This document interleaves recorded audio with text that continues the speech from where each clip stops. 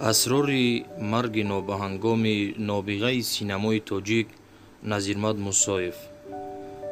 دیشب تاریخ 15/05/2021 ساعت 22:10 با وقت دوشنبه هنرپیشه خلقی تاجیکستان نظیرمد موسویف در استودیوی دوبلیاژ همراه کارگردان سرشناس و راهبر خطلان سینما ظفر ولی در فیلم تازه تهیه بچه های خطلانی آواز میداد.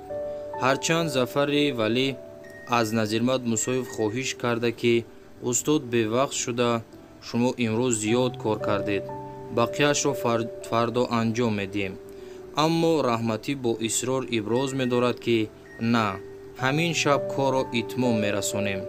خلاصه نظیرمد موسویف آخرین حرف نقش آفریده‌اش را آواز می‌دهد و از حجره صدادهی بیرون می‌شود.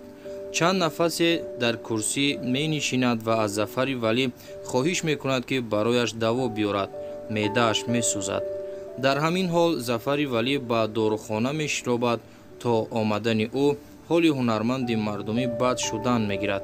وقتی ظفر با دوای معده حاضر می‌شود، می‌بیند که حال نظیرمد موسویف نهایت بد شده است و همان نفس قلب هنرپیشه ناتکرار درون سینه اش پاره می‌شود. واپسین لحظات زندگی نظیرمد موسویف در فیلم ظفر ولی برای ابد ثبت شده است. نظیرمد موسویف در سن 69 سالگی بر اثر سکته نهایت وزنین قلب هنگام صدا دادن فیلم کار در سینما از عالم درگذشت.